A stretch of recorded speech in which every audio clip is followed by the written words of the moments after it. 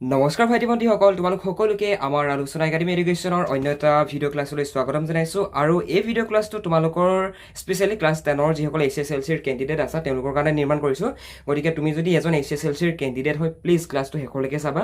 তোমালোকৰ আজিৰ এই ক্লাছটোত অসমত ব্ৰিটিছ বিৰোধী জাগৰণ আৰু কৃষক বিদ্ৰোহ, এই যিটো তোমালোকৰ পাঠ আছে, পাঠটো সম্পূৰ্ণ MCQখিনি, যিমান তোমালোকৰ MCQ মানে হৈছে মাল্টিপল চইচ কুৱেশ্যনছ, আৰু তোমালোকৰ এক্সামত 45 মাৰ্কছ তোমালোকৰ MCQৰ পৰাই আহে। চ' তোমালোকৰ ইম্পৰ্টেণ্ট যিমান MCQs আছে গোটেইখিনি তোমালোকৰ এই পাৰ্টিকুলাৰ ক্লাছটোত আমি ডিছকাশ্যন কৰিম। খুব বেছি 15 মিনিটৰ হ'ব ক্লাছটো, বাট ট্ৰাষ্ট মি, তোমালোকে যদি 15 মিনিটৰ কাৰণেও যদি অলপ ফ'কাছ সহকাৰে ক্লাছটো সম্পূৰ্ণ শেষলৈকে চোৱা, তোমালোকৰ বহুত কনচেপ্ট যিখিনি নেকি আগতে ক্লিয়াৰ হোৱা নাছিল তোমালোকৰ ক্লিয়াৰ হৈ যাব। অ'কে, চ' ব'লা আমি ক্লাছটো ষ্টাৰ্ট কৰোঁ।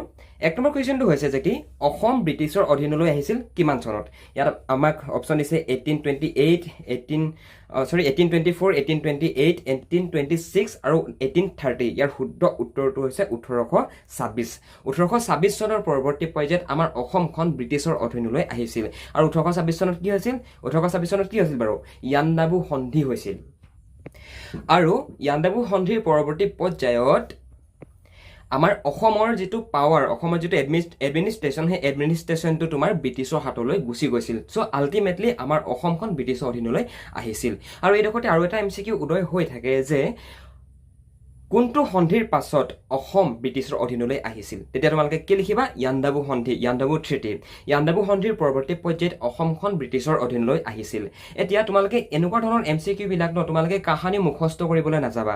তোমালোকে এই MCQখিনি পৰাপক্ষত বুজি ল'বলৈ যাবা। অ'কে, বুজি কেতিয়া পাবা? যেতিয়া নেকি তোমালোকে কিতাপখন সম্পূৰ্ণৰূপে পঢ়িবা। আৰু যদি তোমালোকে কমপ্লিট চিলেবাছখন পঢ়িব বিচৰা আমাৰ আলোচনা একাডেমীৰ তৰফৰ পৰা, তেনেহ'লে ডেছক্ৰিপশ্যনত চেক কৰিবা, তাতে এটা লিংক দিয়া আছে, তাতে গৈ তোমালোকে গোটেই কোৰ্চটো চাব পাৰিবা, গোটেই চিলেবাছখন।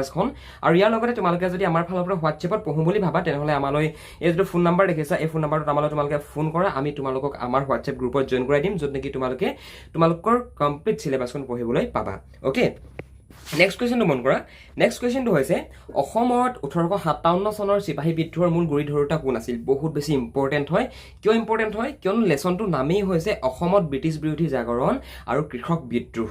অ'কে, চ' 1857 চনত অসমত মানে সৰ্বভাৰতীয় পৰ্যায়ত যি তোমাৰ চিপাহী বিদ্ৰোহ হৈছিল, সেই চিপাহী বিদ্ৰোহৰ অসমত কোনজন ব্যক্তিয়ে চিপাহী বিদ্ৰোহৰ মূল গুৰি ধৰিছিল? এইটো কথাকে আমাক সুধিছে। আৰু ইয়াৰ শুদ্ধ উত্তৰটো হৈছে মণিৰাম দেৱান। মণিৰাম দেৱান দেৱে সেইটো সময়ত 1857 চনৰ সেই সময়টোত যি সৰ্বভাৰতীয় পৰ্যায়ত যি চিপাহী বিদ্ৰোহ হৈছিলে, সেই চিপাহী বিদ্ৰোহৰ মূল গুৰি ধৰিছিলে। অ'কে, নামটো মনত থাকিবনে বাৰু? কি বুলি ক'লোঁ? নামটো হৈছে মণিৰাম দেৱান। আৰু পৰাপক্ষত এইখিনি তোমালোকে যদি পাৰা বহীত লিখি লোৱা। অ'কে, তোমালোকৰ এই ক্লাছত যিখিনি কথা কৈ থকা হৈছে, এই কুৱেশ্যনখিনি তোমালোকৰ এক্সামত বহুত বেছি কমন পৰি থাকে মানে। অ'কে, তুমি হিষ্ট্ৰী খুচৰি চাই লোৱা, তোমালোকে এই ক্লাছবিলাক বহুত বেছি কমন দেখিবা, এই কুৱেশ্যনবিলাক বহুত বেছি কমন দেখিবা। অ'কে, নেক্সটটো মন কৰা। মণিৰাম দেৱানৰ সৈতে ফাঁচী কাঠত ওলমিব লগা হোৱা ব্যক্তিজন কোন আছিল? মণিৰাম দেৱানক যেতিয়া দোষী হিচাপে ব্ৰিটিছ চৰকাৰে যেতিয়া ঘোষণা কৰিলে, ঘোষণা কৰাৰ পৰৱৰ্তী পৰ্যায়ত মণিৰাম দেৱানক ফাঁচী কাঠত ওলমাইছিল, হয় নহয়? আমি অলৰেডি ক্লাছত ডিছকাশ্যন কৰি আহিছোঁ। এতিয়া তেখেতক যে ফাঁচী কাঠত যে ওলমাইছিল, সেই ফাঁচী কাঠত ওলমোৱা সময়ত মণিৰাম দেৱানৰ সৈতে আৰু এজন ব্যক্তিক তোমাৰ ফাঁচী দিয়া গৈছিল। সেই ব্যক্তিগৰাকীৰ নাম কি? সেই ব্যক্তিগৰাকীৰ নাম হৈছে পিয়লি বৰুৱা। অ'কে, নেক্সটটো মন কৰা। ঝান্সীৰ ৰাণী কোন আছিল? ইয়াৰ শুদ্ধ উত্তৰটো হৈছে লক্ষ্মীবাই। তোমালোকে নিশ্চয় ক্লাছ 7ত এটা লেচন আছে আমাৰ আছামিছত, ক্লাছ 7ৰ সেই লেচনটোত আছে যে ঝান্সীৰ ৰাণী বুলি কাক কোৱা হয়। দেখিছানে বাৰু? তোমালোকে ক্লাছ 10তো একেটা প্ৰশ্নই পাইছা যে ঝান্সীৰ ৰাণী কোন? তেতিয়া কি লিখিবা? ঝান্সীৰ ৰাণী বুলি ক'লে আমি কাক বুজো? ঝান্সীৰ ৰাণী বুলি ক'লে আমি সদায় লক্ষ্মীবাইক বুজো। অ'কে, লক্ষ্মীবাই মানে হৈছে ঝান্সীৰ ৰাণী, মানে ঝান্সীৰ ৰাণীক লক্ষ্মীবাই বুলি কোৱা হয়। আৰু এইটো কথা আমাক ক্লাছ 7তে শিকাই আহিছে।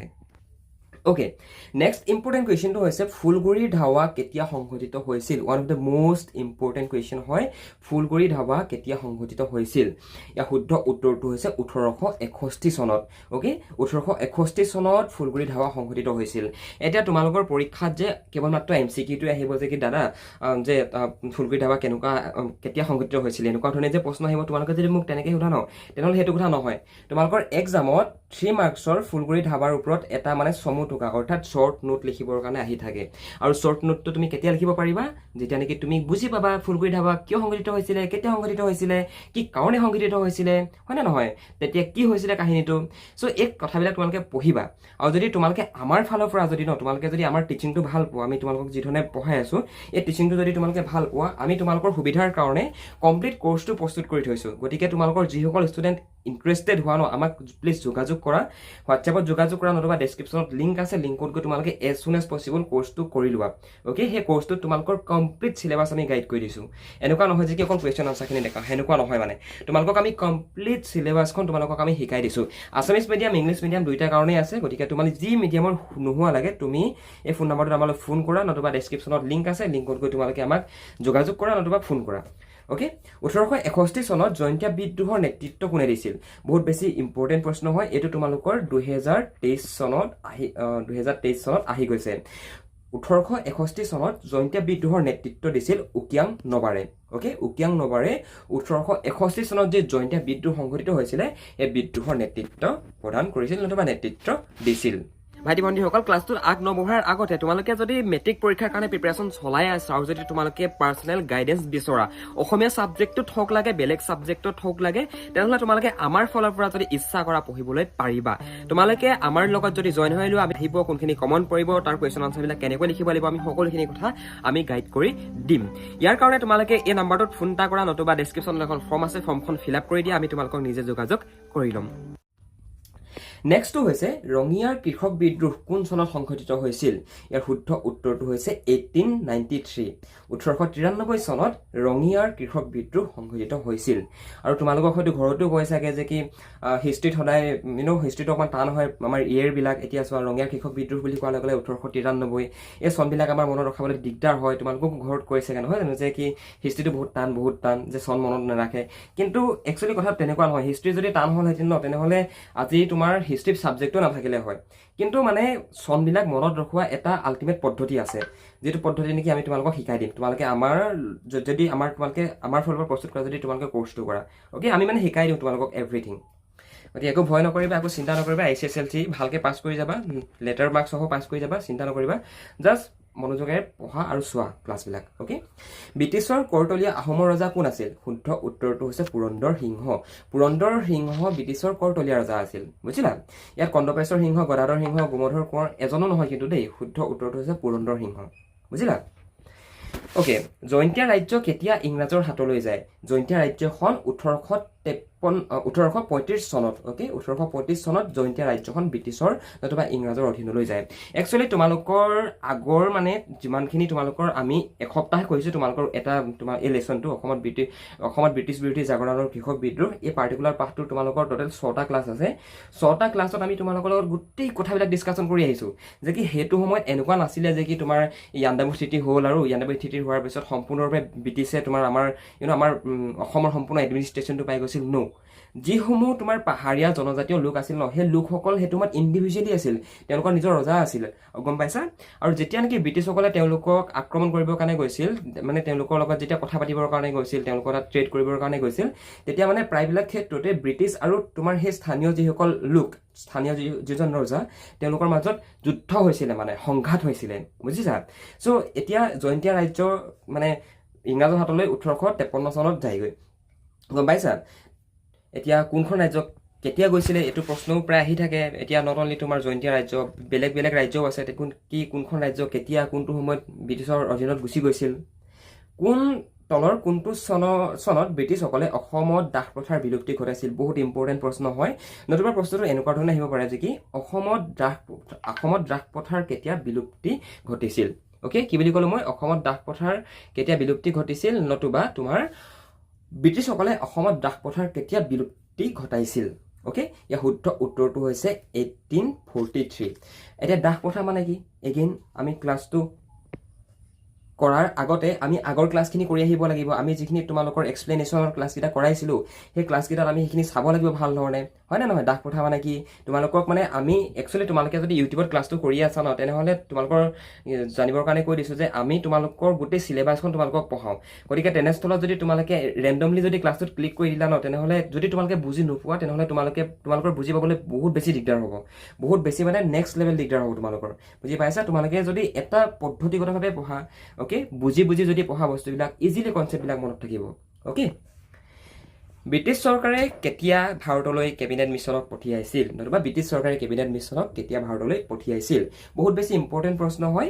ইয়াৰ শুদ্ধ উত্তৰটো হৈছে 1946 চনৰ মাৰ্চ মাহত আৰু এটা প্ৰশ্ন উদয় হয় যে ব্ৰিটিছ চৰকাৰে কিয় কেবিনেট মিছনক ভাৰতবৰ্ষলৈ পঠিয়াইছিল তোমালোকৰ এইটো যে শৰ্ট কুৱেশ্যন আহিব পাৰে 1 মাৰ্কৰ তো ব্ৰিটিছ চৰকাৰে কেবিনেট মিছনক কিয় ভাৰতবৰ্ষলৈ পঠিয়াইছিল ভাৰতবৰ্ষৰ কাৰণে প্ৰয়োজনীয় এখন সংবিধান প্ৰস্তুতৰ বাবে প্ৰয়োজনীয় প্ৰস্তুতি চলাবৰ কাৰণে কেবিনেট মিছনক ব্ৰিটিছ চৰকাৰে ভাৰতবৰ্ষলৈ পঠিয়াইছিল আৰু এটা প্ৰশ্ন উদয় হৈ যায় যে কি কেবিনেট মিছন মানে কি what is cabinet mission cabinet mission আছিল ইংলেণ্ডৰ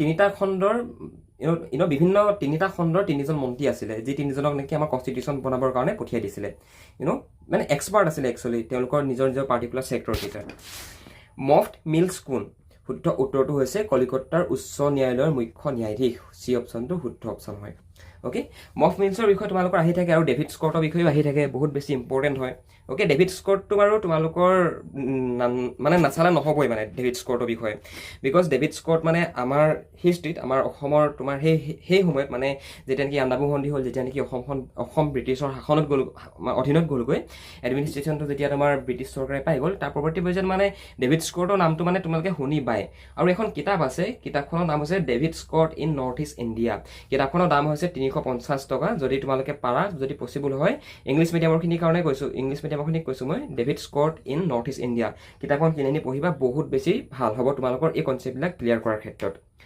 অসমত দাস প্ৰথা নিষিদ্ধ একেই 1840 অ'কে তাৰপৰা ব্ৰিটিছৰ কৰতলীয়া আহোম ৰজা কোন আছিল শুদ্ধ উত্তৰ পুৰন্দৰ সিংহ মানে এইকেইটা পুনৰবাৰ দেখাই দিছোঁ তোমালোকৰ কথাবিলাক বুজি পোৱাত উজু হ'বৰ কাৰণে অসমত 1857 চনৰ বিদ্ৰোহৰ নেতৃত্ব কোনে দিছিল মুনিৰাম দেৱানে দিছিল হয়নে নহয় ঝান্সী ৰাণী কোন আছিল লক্ষ্মীবাই আছিল লাচিমাৰ কৃষক বিদ্ৰোহ কোন চনত সংঘটিত হৈছিল মষ্ট ইম্পৰ্টেণ্ট MCQ হয় লাচিমাৰ কৃষক বিদ্ৰোহ সংঘটিত হৈছিল 1894 চনত অ'কে 1894 চনত লাচিমাৰ অসমৰ লাচিমাৰ নামৰ এডোখৰ ঠাইত কৃষক বিদ্ৰোহ সংঘটিত হৈছিল আৰু এতিয়া লাচিমা কৃষক বিদ্ৰোহ কি হয় ফুলগুৰি ধাৱা কি হয় এভৰিথিং আমি আগৰ ক্লাছকেইটাত ডিছকাশ্যন কৰি আহিছোঁ গতিকে গাইজ প্লিজ তোমালোকে আগৰ ক্লাছকেইটা চাই আহিবা যদি আমাৰ এপ্লিকেশ্যন যদি নতুবা আমাৰ হোৱাটছএপৰ ফালৰ পৰা যদি তোমালোকে ক্লাছ কৰি আছা ন দেন প্লিজ আগৰ ক্লাছকেইটা চাই আহিবা আগৰ ক্লাছকেইটা নোচোৱাকৈ যদি এইটো ক্লাছ তোমালোকে কৰিছা তেনেহ'লে তোমালোকৰ বুজাত দিগদাৰ হ'ব যদি পৰীক্ষাত আহি যায় যে কি লাচিমাৰ কৃষক বিদ্ৰোহৰ বিষয়ে এটা চমুটোকা লিখা 3 নম্বৰ দি দিলে নতুবা ফুলগুৰি ধাৱাৰ বিষয়ে লিখিবলৈ দিলে 3 মাৰ্কছৰ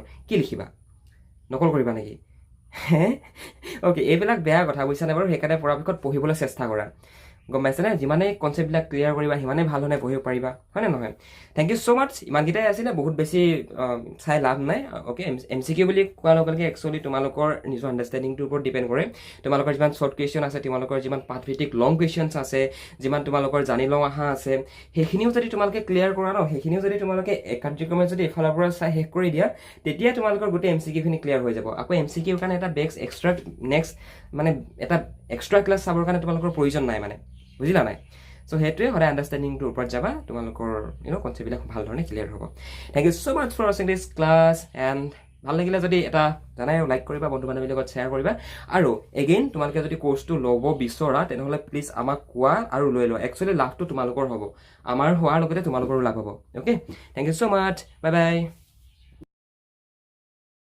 তুমি যদি মেট্ৰিক পৰীক্ষাৰ কাৰণে প্ৰিপেৰেশ্যন চলাই আছা আৰু যদি তুমি ইংৰাজী বিষয়টোত এতিয়াও দুৰ্বল হৈ আছা তেনেহ'লে আমাৰ থ্ৰুৱেদি তোমালোকে পঢ়িব পাৰা আমি তোমালোকক মেট্ৰিক পৰীক্ষাত ইংৰাজী বিষয়টোত কেনেকুৱা তোমালোকৰ কুৱেশ্যন আহিব তোমালোকে কোনখিনি গ্ৰামাৰ চাই যাব লাগিব তোমালোকে কুৱেশ্যন আনচাৰ পেটাৰ্ণবিলাক কেনেকৈ লিখিব লাগিব সকলোখিনি কথা আমি আমাৰ পাৰ্চনেল অনলাইন কোচিঙত আমি শিকাওঁ গতিকে তুমি যদি মেট্ৰিকৰ এজন কেণ্ডিডেট হয় আৰু যদি তুমি ইংৰাজী বিষয়টোত এতিয়াও ক্লিয়াৰ হোৱা নাই তেনেহ'লে তোমালোকে আমাৰ থ্ৰুৱেদি যদি বিচাৰা পঢ়িব পাৰা বন্ধু বান্ধৱীসকল আমাৰ একাডেমীৰ এডমিশ্যন ফিজ হৈছে অনলি 499 rupees য'ত তোমালোকক গ্ৰামাৰ তোমালোকৰ টেক্সট বুক আৰু তোমালোকৰ যিখন সৰু ছাপ্লিমেণ্টাৰী ৰিডাৰ আছে গোটেইকেইখন পঢ়োৱা হয় লগতে কুৱেশ্যন আনচাৰবিলাকো বুজাই দিয়া হয় আৰু কোনবিলাক কমন পৰিব সেইবিলাকো শিকাই দিয়া হয় গতিকে তুমি যদি বিচৰা আমাৰ থ্ৰুৱেদি পঢ়িবৰ কাৰণে তেনেহ'লে ওপৰত দিয়া ফোন নম্বৰটোত ফোন কৰা নতুবা ডেছক্ৰিপশ্যনত এখন ফৰ্ম আছে ফৰ্মখন ফিল আপ কৰি দিয়া আমাৰ টীমে তোমালোকক কণ্টেক্ট কৰি ল'ব